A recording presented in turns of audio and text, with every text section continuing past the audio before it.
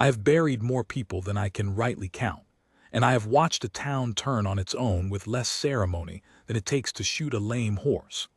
But I never saw cruelty done so politely as the morning they sold Eliza Hart's life off the church steps, while the church bell hadn't even finished ringing. Nobody raised a hand to her.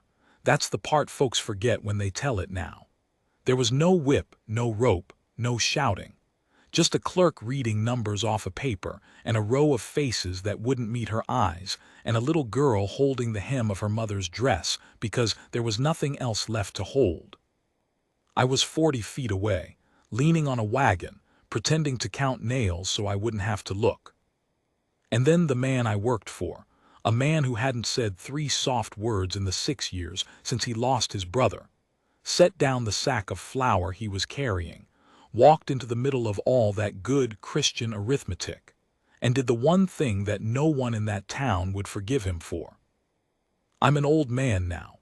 My hands shake when the weather turns, but if you give me an hour, I'll tell you what kindness costs out here, and what it's worth, and why I still keep her name written in the margin of an almanac I should have thrown out 20 years ago. Start with the bell. Everything that mattered started with the bell. It was a good chair, walnut, with a carved back, the kind a woman keeps her whole life and means to leave to her daughter. Marcus Pell, who clerked for the bank and for half the meanness in that county besides, set it on the top step of the church like he was placing a coffin, and read its number off his list. Lot 7. A man I didn't know bid 40 cents. Nobody bid against him. 40 cents for a thing that had held a family. I have a habit, and my late wife hated it, of writing things down in the margins of an old farmer's almanac I carry in my coat. Rainfall. The day a mare foals. Which men owe me money and which men I've given up on. That morning I wrote Lot 7 chair, 40 cents before I even knew why. I think I wanted a record. I think some part of me already knew that what I was watching would need a witness, and that the witnessing would fall to me because I was too old to do anything braver. Let me back up, the way you do when you tell a thing right. We'd come into town, the town of Bowden, which sits in a fold of dry country where 2 creeks meet and mostly disappoint each other, for flour, coffee, nails, and a length of chain. We being myself, Sela's Crane, 58 that spring and feeling every year of it, and the man I hired on to after my own place went under, which was Wade Mercer. Wade ran cattle on a stretch of grass north of the creek that nobody else wanted, and ran it well, which made him both respected and resented in equal measure. The way a man always is when he succeeds where others gave up. Wade was not a talker. I want you to understand that before I tell you the rest, because the rest only matters if you know what it cost him to break his own silence. 6 years before, his younger brother Tom had drowned crossing the Pecos in spring flood, chasing a steer no steer was worth. Wade had pulled the body out himself, 2 miles downstream, and he had not been the same man since. He worked. He paid fair. He went to church on the Sundays when not going would have been an insult to God, and he sat in the back, and he left before the last hymn. That was the whole shape of him, a door that had quietly closed. So when we rolled into Bowden that morning and found the square full of people and the church steps stacked with furniture, neither of us thought much of it past somebody's gone under. Out here, somebody is always going under. The bank takes a place. The bank sells the furnishings to cover the debt. The family loads what's left in a wagon and goes to be somebody else's problem in some other county. It is the ugliest, ordinary thing in the world. I'd have driven right past it. Wade slowed the wagon. There was a woman standing to the side of the steps. Not on them, to the side, like she'd been told where to stand and had obeyed because obeying was the last dignity left to her. She wore a gray dress that had been black once and had been turned and dyed and turned again, the way widows' dresses are when the widow can't afford a new grief on top of the old one. Her hair was pinned tight. Her chin was up. And she was watching them sell her chair with an expression I have only otherwise seen on men waiting to be hanged. A kind of terrible, patient stillness. The stillness of a person who has decided not to give the crowd the one thing it came to see. Beside her, holding 2 fistfuls of that gray skirt, was a girl of maybe 6. Posey, I'd learn her name was Posey Hart. She had her mother's straight back and none of her mother's restraint, and she was crying without sound, which is the worst kind, the kind a child only learns when she's been told too many times to hush. "That's the Hart woman," I said, because I am the sort of fool who narrates. "Banker's widow, you remember Tom Hart." Wade said nothing. "I'll tell you about Tom Hart, since it's the rotten root of the whole thing. He'd come to Bowdoin 4 years before with a soft handshake and a leather case, and a way of making men feel clever for trusting him. He took deposits. He made loans. He talked half the county into putting their savings into the bank he ran out of a building with a brick front and a wooden back, which should have told them something. And then one winter the money was gone, most of it, and Tom Hart was found in the back room with a pistol and a hole in him, and a ledger that didn't add up no matter how the territory's man went over it. Suicide, the coroner said. Some said worse. Some said he'd run off and a stranger was in the grave. Some said his wife knew where the money went. Nobody could prove the last thing, which never stopped anybody from believing it. A town that's been robbed needs a face to hate, and a dead man's face is no good for hatting, it just lies there. So they gave the hatting to her. Eliza Hart had spent 2 years being that face. The store wouldn't extend her credit.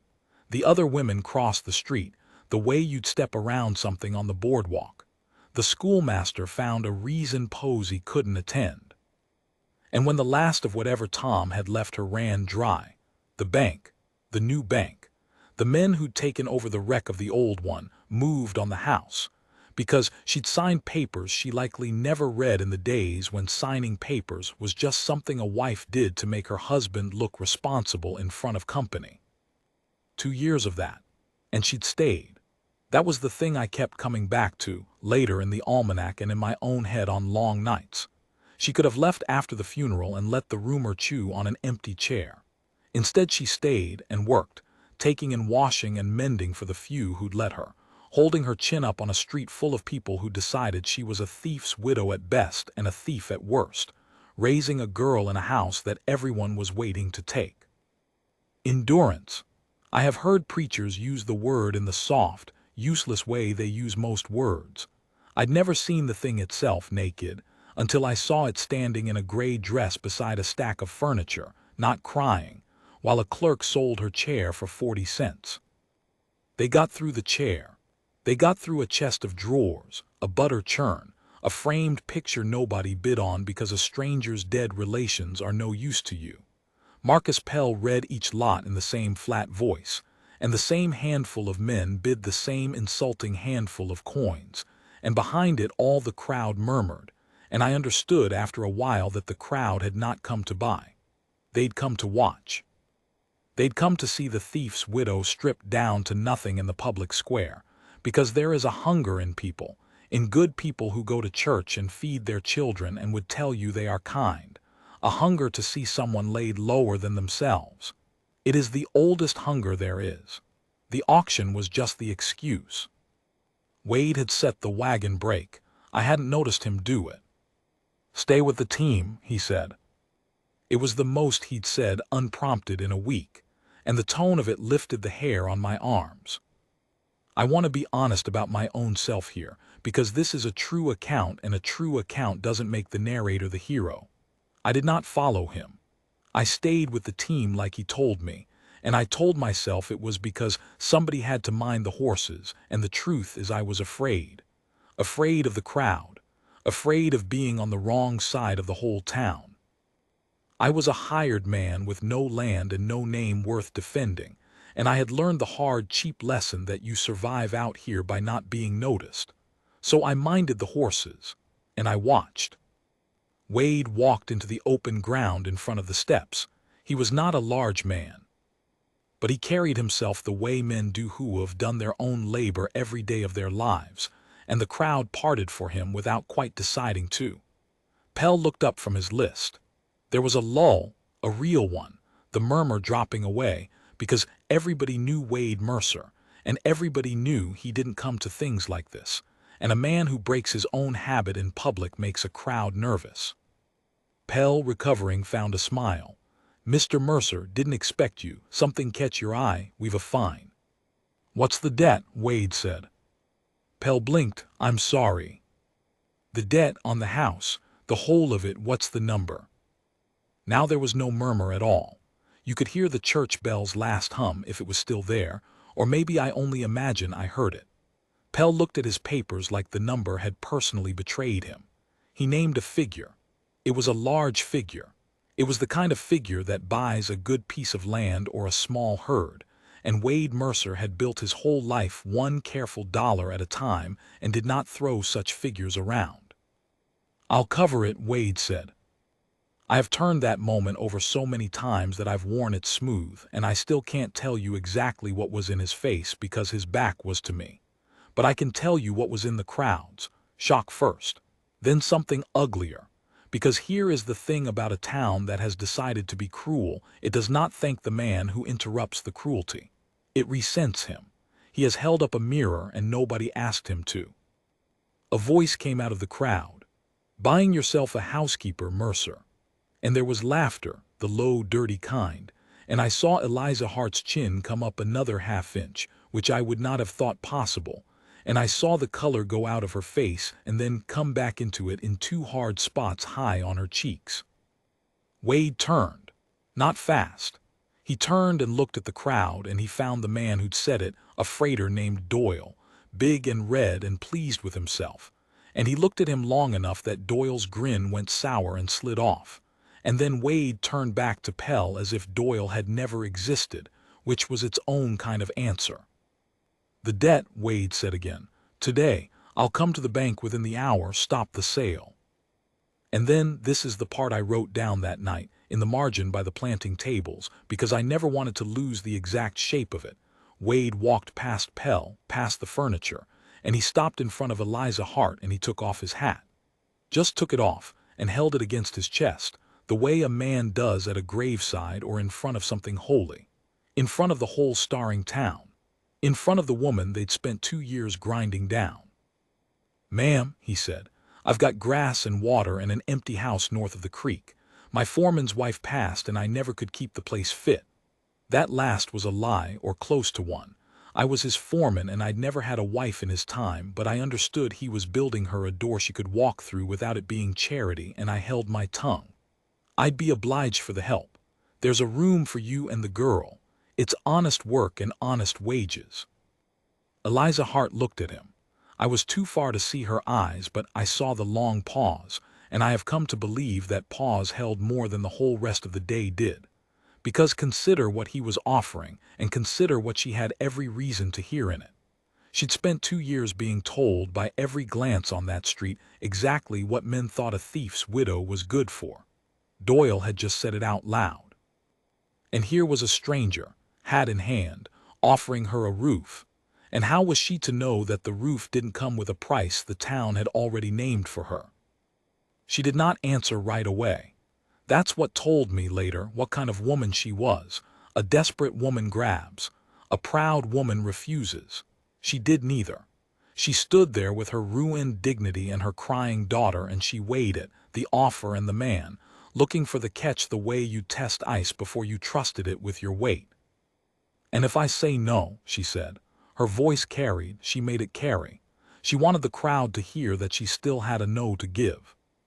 "Then I'll cover the debt anyhow," Wade said, "and you'll keep your house, and I'll have lost nothing but money I can spare, which is no loss at all."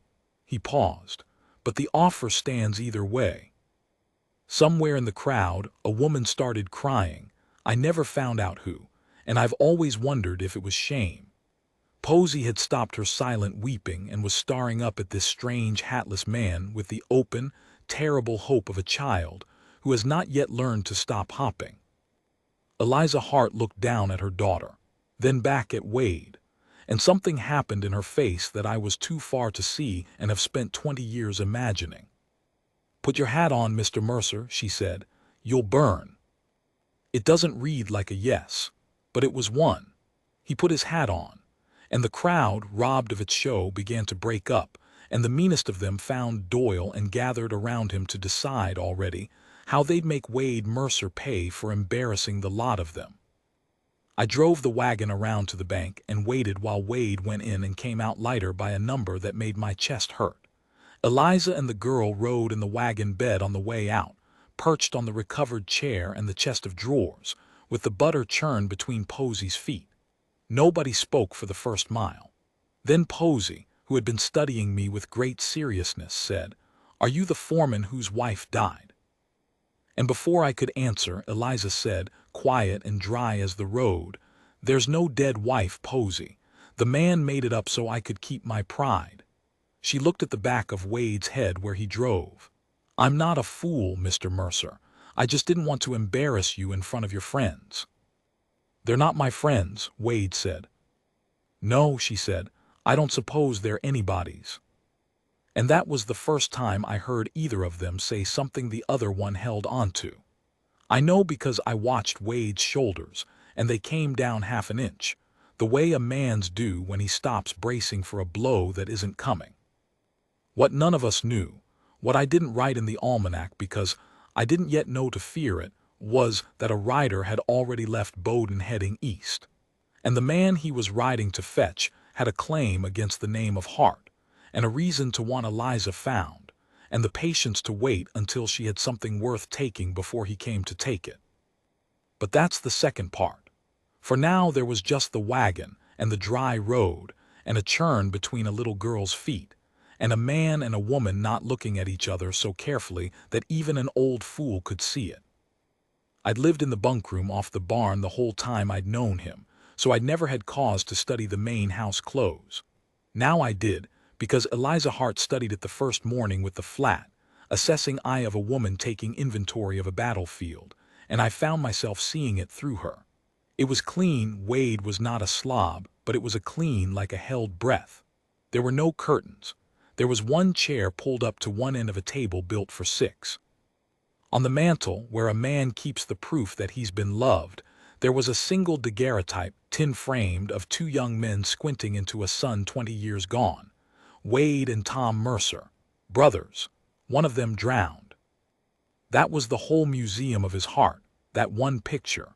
And Eliza looked at it a long moment that first morning, and then looked at Wade and said nothing, which I came to learn was her way of saying she'd understood something she meant to be careful with. Here is how the first weeks went, and I'll be plain that they did not go like a story. She worked. God, she worked. I have known hard men who'd have begged off the labor she took on without a word of complaint.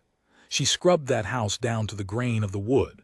She hung curtains made from a bolt of cloth she found in a trunk and asked Wade's leave to use, and when she asked like a transaction, payment for shelter, refusing to let it be a gift.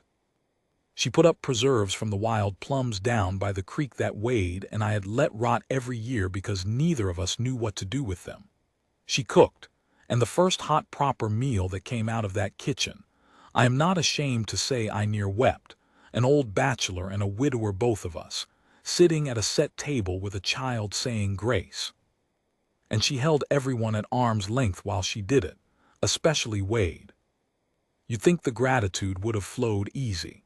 It didn't, and I came to understand why, and the understanding is the heart of the whole thing.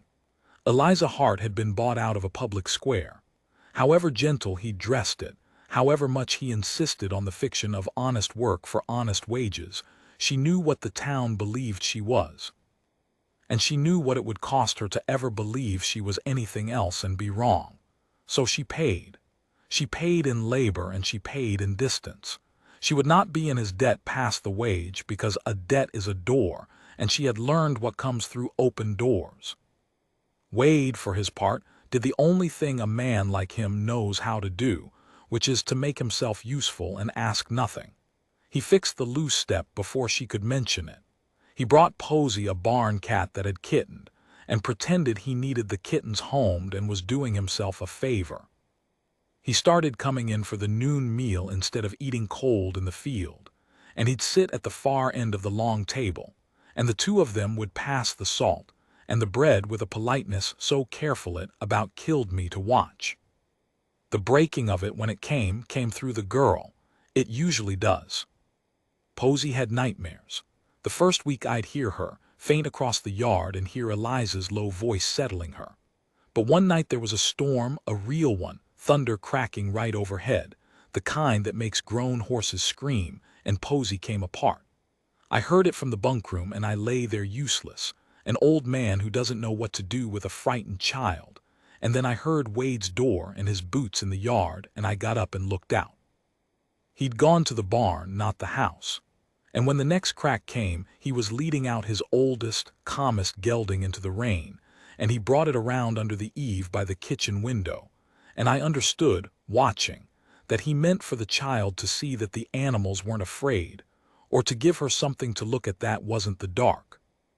Eliza opened the door with Posey wrapped in a quilt, furious, I think, ready to tell him to get the horse out of the wet. And then she saw his face in the lightning, soaked to the bone, holding a calm horse up to a window for a child who wasn't even his. She didn't say anything. She brought him a towel. They stood in the doorway, the two of them and the girl and the horse and the rain, and somewhere in there Posey laughed at the horse shaking itself, I think, and I saw Eliza's hand come up and rest on Wade's wet sleeve for just a moment before she remembered herself and took it back. I wrote in the almanac that night, storm, nobody slept, think the ice went out of the creek, it was July, there was no ice in the creek, I meant the other thing. After that it was easier and harder both. Easier because they stopped pretending the politeness was the whole of it. Eliza started leaving Wade's coffee the way he liked it without his asking. Wade started lingering at the table after the meal, telling Posey small true stories about cattle and weather, and once, this near floored me, a story about his brother Tom, about the two of them as boys, and his voice when he said the name was rusty from disuse, but it came out, and Eliza listened with her whole still attention and afterward said only, "He sounds like he was easy to love," and Wade said, "He was." That was the trouble with him. And there was a whole grief in that exchange that the two of them had each been carrying alone and now, for a minute, carried in the same room. Harder because the town would not let them be. It started small. The store in Bowden where I bought our supplies started being out of things. Out of coffee the week I knew the freight had come in. Out of nails. The owner, a decent enough coward named Reese, wouldn't meet my eye and finally muttered that there'd been talk and a man had to think of his other customers. I told Wade. Wade said we'd freight from the county seat, 40 miles further, and that was that, except it wasn't, because the next thing was the cattle buyer. Wade sold beef every fall to a contractor who provisioned the fort. It was the bones of his year, that contract. And that fall the contractor sent word, regretful, that he'd be buying elsewhere. No reason given. None needed. Doyle the freighter hauled for that contractor, and Doyle had a long memory and a short soul, and the town had found a way to make Wade pay that didn't require any of them to do anything as honest as a fight. I did the figures one night by lamplight and they were bad. Not ruin, Wade was too careful for ruin, but a hard year, maybe a hard two, and all of it the direct cost of a hat taken off in a public square. I showed him. He looked at the numbers a long while. "You could send her on," I said. I hated myself for saying it, and I said it anyway because I was his man and it was my job to lay the true thing in front of him. Stake her to a fresh start somewhere they never heard of Tom Hart. Take the curse off your own name. Nobody'd call it wrong. Wade folded the paper. "Eliza'd call it wrong," he said. "She'd take the stake and she'd go too the second she thought she was costing me. That's exactly why I won't offer it." "That's not a reason, a banker would understand." "No," he said, "I don't suppose it is. But the thing is, she knew. You can't keep figures from a sharp woman in a small house. She'd seen the empty place at the table where the cattle buyer's letter had sat, and she'd seen me come back from the long haul to the county seat, and she'd done her own arithmetic, which was always quicker than mine. And one evening in the early fall, with the light going long and gold across the grass, she came out to where Wade was mending tack by the barn, and she stood in front of him the same way she had on the church steps, squared up, chin level, and she made him the speech I'd been afraid she'd make. I wasn't meant to hear it. I heard most of it anyway, being in the barn with the door cracked and being, as I've confessed, a man who can't help but witness. She told him she was costing him his living. She'd seen it. She wouldn't be the thing that pulled down a good man on top of the thing she'd already lost. She had a little put by from her wages. She said it with great dignity. A little put by, as if it were a fortune, and she'd take Posey West, and he'd done more for them than any soul on earth, and she wouldn't let the doing of it ruin him. It was a good speech. It was a brave and a wrong speech, and Wade listened to all of it without setting down the bridle in his hands, and when she finished he was quiet long enough that I thought he might just let her go, the way a closed-up man does, by saying nothing and letting the silence do the cruel work. Then he said, "When my brother went into the river, I had a rope." Eliza didn't speak. "I had a rope," Wade said, "and I had a half a second to throw it or to keep hold of the bank, and I kept hold of the bank because the water was high and I was afraid, and by the time I'd shamed myself into throwing he was past it." He set the bridle down then.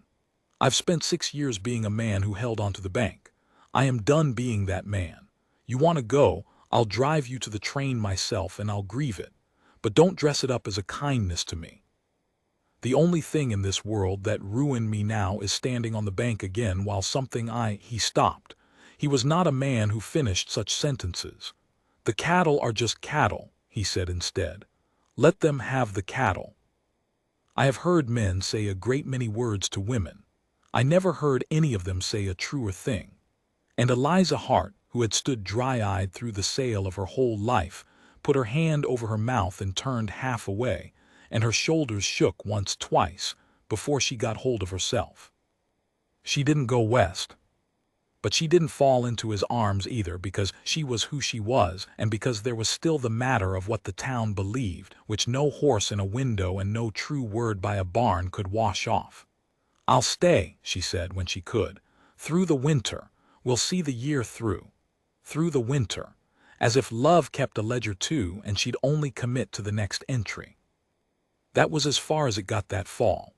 A man done holding the bank, a woman who'd only promised the winter, a little girl with a barn cat named, God help us, after the dead brother because she'd heard the story and decided the name shouldn't be sad anymore. And then, 2 weeks before the first snow, a buggy came up the track from town that none of us knew, with a man in it dressed too well for that country, and a leather case on the seat beside him that I recognized in my gut before my head caught up. It was the same kind of case Tom Hart had carried into Bowden 4 years before. His name was Aurelius Stark, and he'd been Tom Hart's partner before there ever was a Bowden. I learned the whole of it that night and the days after in pieces, the way you learn anything true out of order and against your wishes. But let me tell it straight, since I'm old and the dead are owed straightness. Stark and Tom Hart had run a bank together back east, in a town I won't name because it doesn't matter. And the bank had failed the way Tom's always did, with the depositors' money mysteriously thinner than the books promised. But that time the law had come close enough to smell, and the two men had made an arrangement. Tom would take the blame and the disappearing, and Stark would stay clean and hold the larger share, and one day, when it was safe, there'd be a reckoning between them. Tom had gone west to start over and, I suppose, to fail over, and had brought Eliza into it, a minister's daughter who'd married a charming man and learned too late what the charm was painted over. Here is the thing Eliza had been carrying for 2 years, the thing the town never guessed because they were too busy with the simple story. Tom hadn't simply lost the Bowden depositors' money. He'd been skimming it to pay back Stark, who'd come west himself and found him and called the reckoning due. And the night Tom died, it hadn't been a clean despair. Stark had been in the back room. Whether Stark pulled the trigger or only stood close enough to make the pistol seem the kinder option, Eliza never knew for certain, and the not knowing was a stone she'd swallowed and lived around. What she did know, what Stark had come finally to collect, was that Tom, near the end, terrified and trying to leave his wife something to live on, had hidden a portion. Not much by Stark's measure, a great deal by ours. And he'd told Eliza where, on the night before he died, in case anything happened to him, and made her swear to tell no one. And then something had happened to him, and she'd kept the swearing because keeping it was the last thing her husband ever asked, and because the money was soaked in the savings of a whole town, and she could not touch a dollar of it without becoming the thief they all said she was. 2 years. She'd lived in poverty on top of a hidden sum, taken in washing while a fortune sat where she'd buried it, let the town strip her chair off the church steps, because to spend it was to be guilty, and to reveal it was to be killed by Stark, who'd come for it, or by the law, or by the town, who'd never believe she hadn't known all along. That was the woman Wade Mercer had taken his hat off to. He just hadn't known the half of what he was bowing to. Stark made his offer at our table. He had the gall to sit at it, with Posey sent to the barn with me and the door shut. Wade and Eliza on one side, Stark on the other, his case open, papers in it that he said proved Tom's debt to him, which maybe they did and maybe they didn't, but which he could surely make a court believe. He knew about the hidden money. He'd always known there was some. He'd come west once he reckoned enough time had passed that Eliza might have started spending it, might have gotten careless, might have something. He'd found her gone from Bowden and traced her here. He laid it out cold. Tell him where the money was and he'd go, and the law would never hear how Tom Hart's widow had sat on stolen depositor funds for 2 years. Refuse, and he'd see her hang for it, and the child sent God knew where. I had Posey in the barn brushing the gelding and chattering at me, and through the wall I couldn't hear words, only the shape of it, Stark's smooth, even drone, a long silence, and then Wade's voice, low, saying something short. What Wade said, Eliza told me later, was this. He asked Stark how much, and when Stark named what Tom had hidden, Wade said he'd pay it. Not give up the buried money, pay it out of his own, the money that didn't exist after the cattle contract fell through, the money that meant the hard year became a ruinous one. He'd cover Eliza's dead husband's debt to this snake the same way he'd covered her debt to the bank, with a number that would break him, so that the buried funds could go back to the people of Bowden who'd been robbed, every dollar with no name on it, anonymous, and Eliza would owe nothing to anyone ever again. Not to Stark, not to the town, not to the ghost of Tom Hart. It was the most ruinous, foolish, magnificent arithmetic I ever heard of a sane man proposing. And Eliza wouldn't let him. That's the part I think on most. She'd spent the whole speech of that fall by the barn refusing to let him be ruined for her, and here he was offering to ruin himself entire gladly, and she stood up at that table and said no. Not out of pride this time, out of the opposite of pride. She said, and Wade told me this years later once and never again, she said, "You've already given me the only thing I needed, which is a man who'd offer. I won't take the offer, but I'll take the man." And then she told them both where the money was. Out loud, in front of Stark. The thing she'd kept for 2 years under threat of hanging, she set down on the table like she was done carrying it, because, she said, she'd rather face the law clean than spend one more day owned by a secret. The money was under the floor of the old bank's back room, the very room Tom died in, which was why no one had ever looked and why Tom had chosen it, the morbid, clever man. She told Stark he could go dig it up if he liked. And she told him that the moment he touched a dollar of it, she'd ride to the territorial marshal and swear out everything, Tom's death, Stark's part in it, the whole rotten partnership, and let the court sort which of them hanged. It was a bluff with no cards behind it but her own life, and she ran it on a man who killed for money. And it worked, because the one thing a man like Stark can't abide is a person who's stopped being afraid. He'd come to squeeze a frightened widow. He found a woman who just handed her last secret to the open air and dared him to make something of it, with a rancher beside her who'd already proved he'd spend his whole living rather than see her bend. There was nothing left for Stark to hold over either of them. You cannot threaten people who have already chosen what they'd lose. He left before dawn. We found the buggy gone and never saw him again. Whether he went and dug under that floor in the night, or judged the risk too high with the marshal a day's wire away and a woman ready to talk, I don't know. The money question got answered a strange way, which I'll come to. But Stark himself simply went out of the story, the way a cold draft does when you finally find the gap and stop it. Eliza didn't ride to the marshal. She did something braver and stranger. She wrote it all out: Tom, the bank, the hidden funds, where they lay, the whole of it. And she sent it to Reese at the store, the coward, the one man in Bowden who'd at least been ashamed when he turned us away. She let the town find its own money in its own dead banker's death room. She let them know exactly how long she'd sat on it and exactly why, and she signed her name to it. And then she waited to learn whether Bowden would come for her with a rope or with their hats in their hands. I'll be honest, I thought it would be the rope. I'd seen what that town was. What came up the track 3 days later was Reese alone on a tired horse. He wouldn't come past the gate. He stood there turning his hat. Everybody in this story is forever turning a hat. And he said the money had been found where she'd said and counted, and it was nearly whole, and that the depositors were being made right, and that he'd come to, and here the coward, to his small credit, made himself say it, to say the town had done her a wrong it didn't know how to undo. He didn't say sorry. The word's too big for a man like Reese. But he'd ridden out alone to a woman his whole town had cast off, to tell her she'd been right and they'd been wrong, and out here that is nearer to an apology than most folks ever get. He looked at the curtains and the smoke and the put-up plums, the same thing Stark had looked at, and read them entirely opposite. Then he rode back, and the rope never came, and slowly, the way a creek comes back after a dry year, grudging a trickle, then a flow, Bowden let the Harts and the Mercers back into the world of the living. The store had coffee again.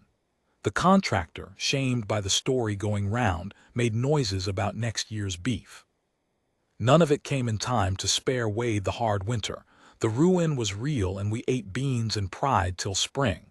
But it came. Now, the two things I promised and haven't given you, the money and the ending. The money, the buried portion, went back to Bowden entire. Eliza wouldn't have touched it if she'd starved, and after she gave it up she nearly did. Wade never had to pay Stark a dime in the end, but he'd offered to, which is the only part that ever mattered between them, and the offered ruin and the refused offer became the bedrock the rest of their life was built on. He'd have given everything. She wouldn't let him. Between those two facts there was room, finally, for the thing that had been thawing since a horse stood in the rain outside a kitchen window. They married in the spring.